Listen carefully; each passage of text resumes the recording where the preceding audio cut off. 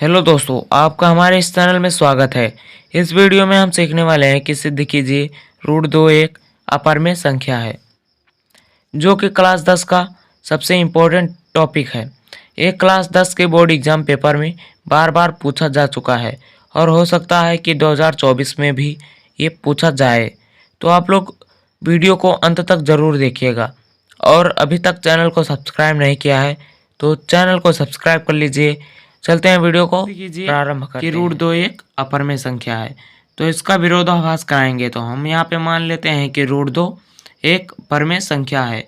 अपरिमेय संख्या का उल्टा होता है परिमेय, यानी परिमेय संख्या को हम जानते हैं कि परिमेय संख्या किसे कहते हैं, यानी जिसे हम p/q के रूप में लिख सकें और उसका हर 0 ना हो, यानी p/q के रूप में लिख सकें but q does not equal to 0, यानी q 0 के बराबर नहीं होना चाहिए, उसे ही परिमेय संख्या कहते हैं। तो इसको लिख सकते हैं √2 बराबर p/q।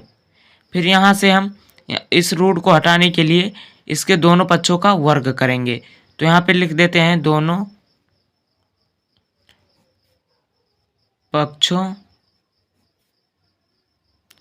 का वर्ग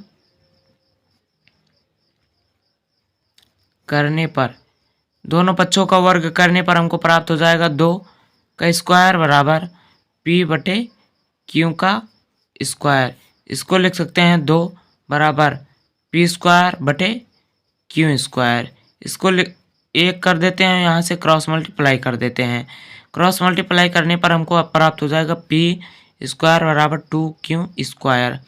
यहाँ से हमको प्राप्त होता है, यानी p² का गुणनखंड 2 और q² है। तो यहाँ से हम लिख सकते हैं कि p² 2 से विभाजित है, 2 से विभाजित है। यदि हम यहाँ पे हमारे पास 15, इसको लिख सकते हैं 3 और 5। इस उदाहरण को यहाँ पे ले लेते हैं, यानी पुट कर देते हैं। जैसे 15 है तो इसको लिख सकते हैं 3 और 5। तो यहाँ पे 3 15 को काट देगा और 5 भी 15 को काट देगा, यानी 15 के जो मतलब गुणनखंड है वो 3 और 5 दोनों हैं। इसी प्रकार यहाँ q और 2 दोनों भी यहाँ इसके गुणनखंड ही हैं। तो यहाँ पे हम लिख सकते हैं कि p भी 2 से विभाजित है, क्योंकि हमको निष्कर्ष मिलता है कि जो p² है वो 2 से डिवाइड हो सकता है। तो इसी प्रकार p भी 2 से डिवाइड होगा, बिकॉज यहाँ से जो 4 का स्क्वायर होता है वो अगर 2 से डिवाइड हो जाता है तो इसका मतलब कि 4 भी 2 से डिवीजन हो जाएगा।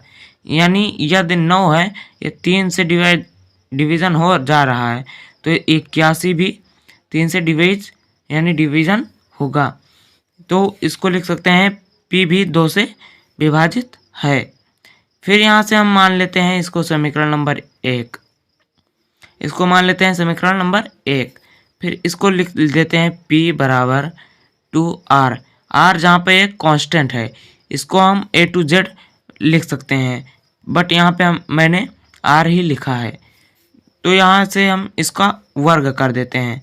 वर्ग करने पर हमें प्राप्त होगा p² बराबर 4r²। अब इसको मान लेते हैं समीकरण नंबर 2।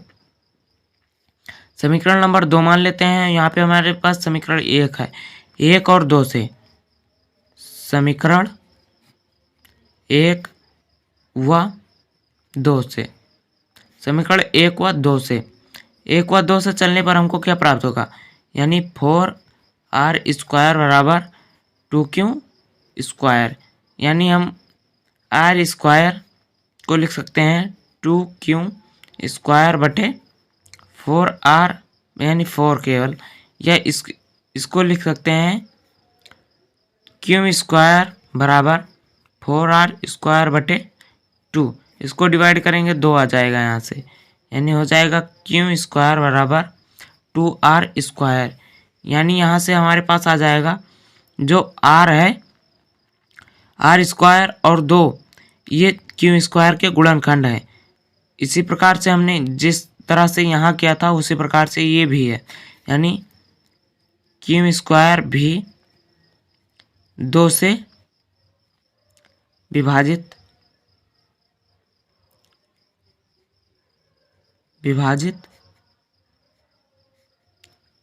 होता है, तो क्यों भी 2 से विभाजित होगा। यानी यहाँ से अब ये निष्कर्ष निकलता है कि P भी 2 से विभाजित है और क्यों भी 2 से विभाजित है। तो इससे हमको यह पता चलता है कि P व Q दोनों 2 से विभाजित हैं। और हमने यहाँ पे क्या माना था कि P व Q एक सअभाज्य हैं, यानी केवल इसका गुणनखंड 1 होगा और वह संख्या स्वयं होगी। बट यहाँ पे तो इसका गुणनखंड 2 भी है। तो यहाँ से हमारे जो हमने इसको माना था उसका विरोधाभास हो रहा है। तो यहाँ से हम लिख सकते हैं P व Q में उभयनिष्ठ 2 है। यहाँ हमारे मानक का विरोधाभास हो रहा है, यानी जो हमने कथन माना था कि ये एक अपरिमेय संख्या है, तो यहाँ पे हमारे कथन का विरोधाभास हो रहा है। तो अतः ये √2 एक अपरिमेय संख्या है और यहाँ से हमारा ये कथन सत्य होता है, जो कि हमको प्रूव करना होता है कि हमको प्रूव करना था √2 एक अपरिमेय संख्या है। तो हमको पता चल गया कि √2 एक अपरिमेय संख्या है। तो आई होप आप लोगों को वीडियो पसंद आई होगी। पसंद आए तो लाइक शेयर एवं सब्सक्राइब कर दीजिए।